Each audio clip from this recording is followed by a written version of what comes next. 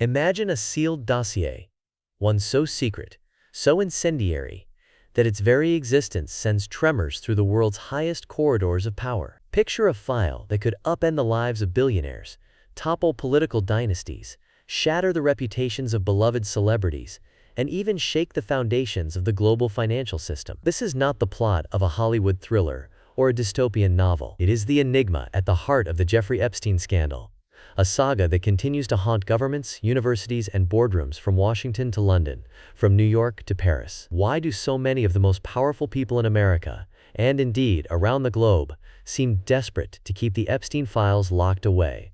What are they so afraid of? And what might happen if the truth is finally dragged into the sunlight, detail by excruciating detail? For decades, Jeffrey Epstein maneuvered behind the scenes, weaving a web of relationships with the world's elite. He counted among his acquaintances presidents, prime ministers, royalty, titans of finance, Nobel-winning scientists, Silicon Valley innovators, and A-list Hollywood stars.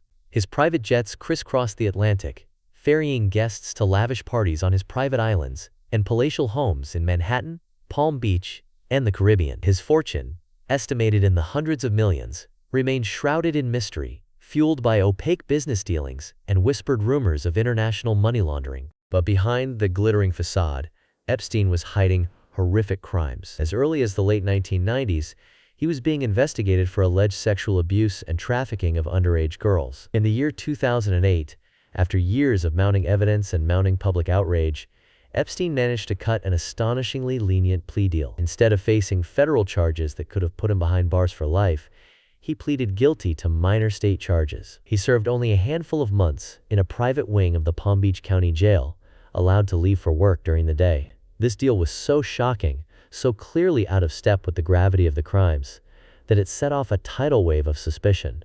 Was there a cover-up? Who was Epstein protecting? And who was protecting him? Public anger exploded as more details trickled out. Journalists uncovered that lawyers, prosecutors, and even law enforcement seemed to bend over backwards to accommodate Epstein. Some of the world's most influential legal minds, such as Alan Dershowitz, were drawn into the fray, either as defenders, critics, or in some cases, as individuals named in lawsuits. For years, survivors fought to have their voices heard, facing intimidation and disbelief at every turn. The plea deal came to symbolize everything that was broken about the justice system, how money and connections can warp outcomes, how victims are silenced, and how power protects its own. Then, in the summer of the year 2019, everything changed. Epstein was arrested again in New York, this time on federal charges of sex trafficking. The world watched in disbelief as the case unfolded. But before he could stand trial, Epstein was found dead in his jail cell. The official ruling was suicide, but the circumstances, malfunctioning cameras, sleeping guards, and lost evidence, fueled a firestorm of conspiracy theories. Was it really suicide, or was Epstein silenced to protect others? The questions multiplied, and the answers never came. In the years since, the so-called Epstein files have become the focal point of a global debate.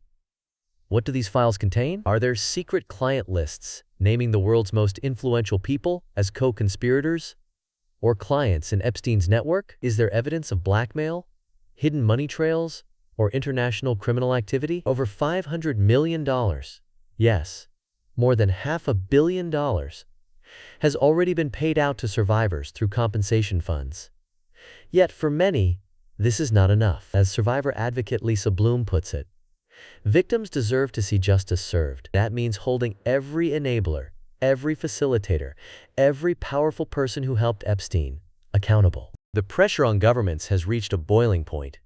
In the United States, the White House is caught in a political crossfire. Both Democrats and Republicans are demanding answers, with House Speaker Mike Johnson declaring, "We should put everything out there and let the people decide." Even members of the president's own family have joined the chorus for transparency. The Attorney General's office is walking a razor's edge, weighing the legal risks of releasing unverified or deeply personal information against the public's right to know. The stakes are personal, political, and reputational. Harvard University is facing mounting criticism for its acceptance of millions in Epstein-linked donations, with students and alumni demanding a full accounting of the university's financial ties. Internationally, the fallout is spreading. The United Nations has called for a coordinated global response to sex trafficking, citing the Epstein case as a wake-up call for governments everywhere. Investigative teams in the United Kingdom, France, and the Caribbean are probing their own links to Epstein's operations. The FBI is rumored to be investigating possible international money laundering,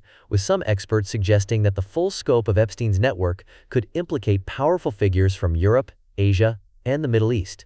Yet, for all the public outrage, the Justice Department and the FBI have steadfastly denied the existence of a secret client list. They argue that releasing unverified files could upend ongoing investigations, destroy innocent lives, and set dangerous precedents.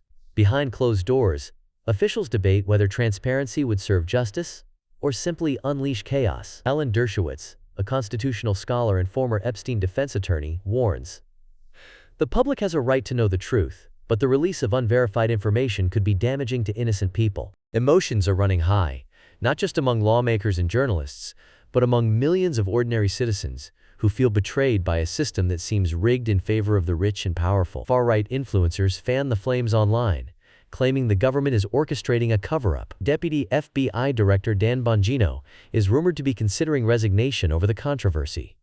Even prominent supporters of the president have gone public with their frustration. The issue has fractured political alliances, with some calling for full disclosure and others warning of the risks of reckless leaks. The heart of the conflict is this: if there is nothing to hide, why are the files so tightly guarded?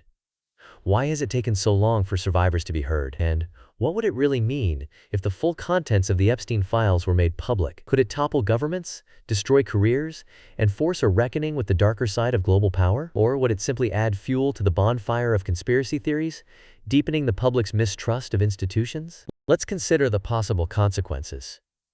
If the files are released in their entirety, one scenario could see a cascade of new names and allegations. Political dynasties, Fortune 500 CEOs, and celebrated academics could find themselves under investigation. The world's most prestigious universities, Harvard, MIT, even Oxford, might face renewed scrutiny over their willingness to accept tainted money. Lawsuits could multiply, criminal charges could follow, and the reputations of some of the most admired people on the planet could be shattered overnight. Yet the risks are enormous.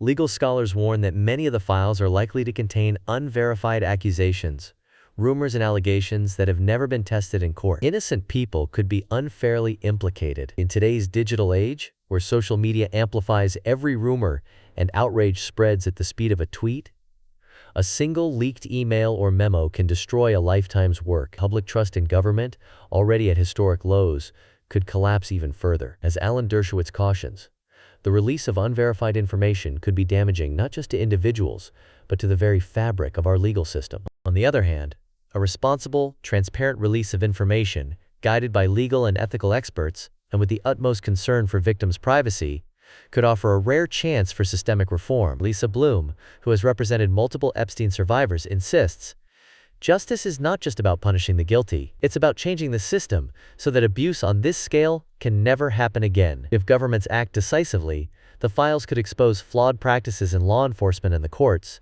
spark sweeping legal reforms, and establish new standards for investigating sex crimes. Already, the Department of Justice has announced an internal review, scheduled for early 2026, to examine the conduct of officials involved in the Epstein case.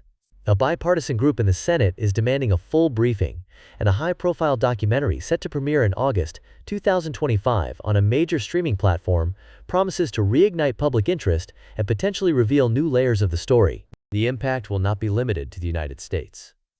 Countries with close ties to Epstein, whether through business, academia, or politics, face their own moment of reckoning. In the United Kingdom, members of the royal family have been drawn into legal battles.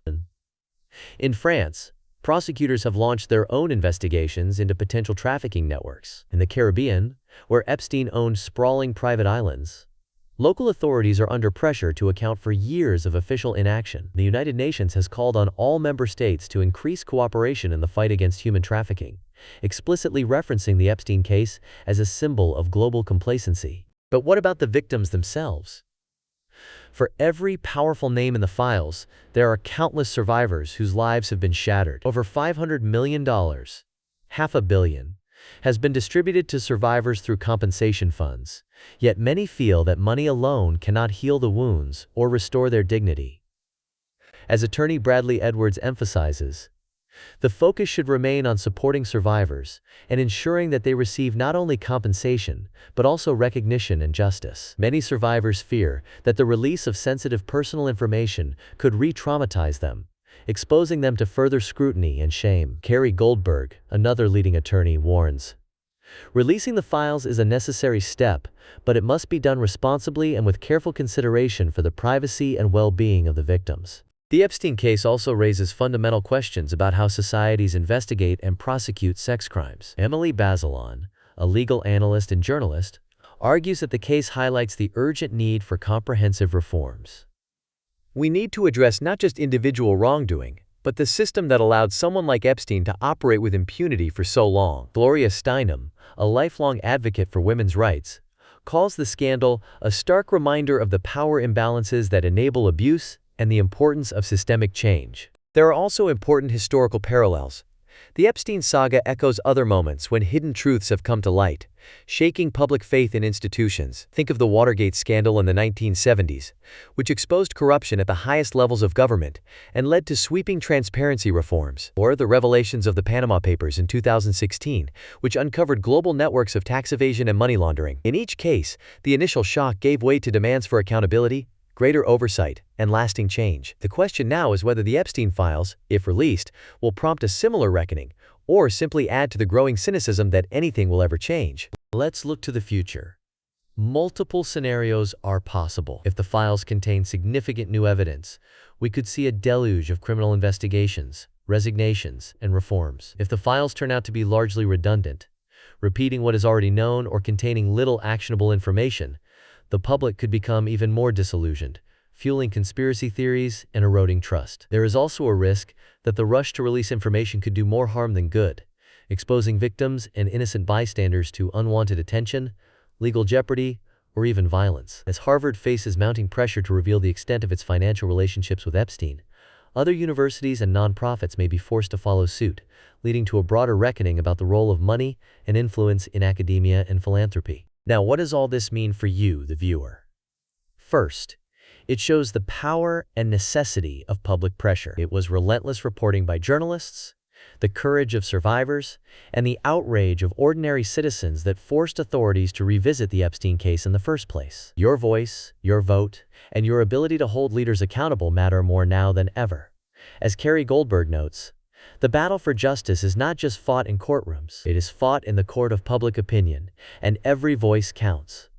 Second, the Epstein saga is a stark warning about the dangers of unchecked power and wealth. It shows how easily justice can be distorted when those with money and connections are allowed to operate in the shadows. It is a reminder that no one, no matter how rich, famous, or well-connected, should be above the law. Vigilant citizens, persistent journalists, and principled lawmakers are the only safeguards against abuse. Third, this controversy reminds us of the importance of reliable information. In an age where conspiracy theories travel faster than facts and every leaked document is instantly amplified online, it is critical to seek out trustworthy sources, demand transparency, and resist the urge to jump to conclusions. As Jeffrey Epstein, a legal analyst, points out, the legal complexities of releasing the files are significant.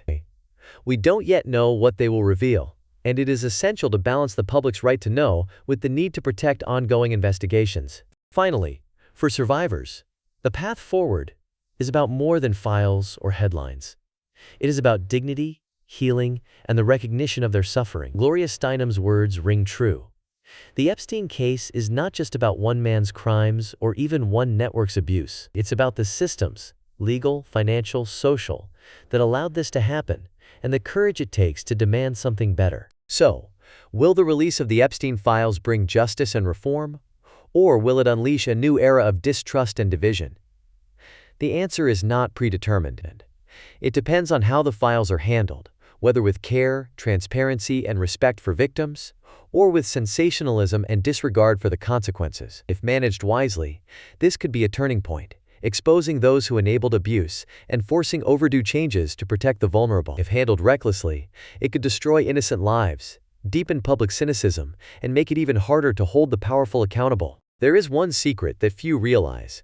Even with over $500 million already paid to survivors, many still feel that justice has not truly been served. Justice is not a number on a check or a name in a headline. It is systemic accountability, genuine reform, and the courage to confront uncomfortable truths, no matter how powerful the people involved may be. So what can you do?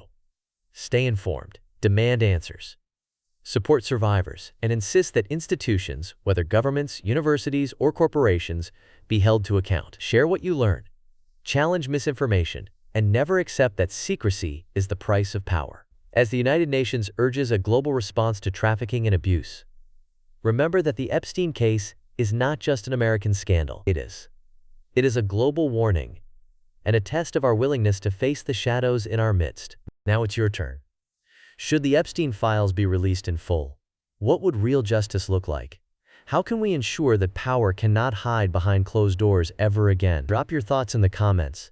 Subscribe for more in-depth explorations of global economics, technology, and the forces that shape our world. And join the conversation.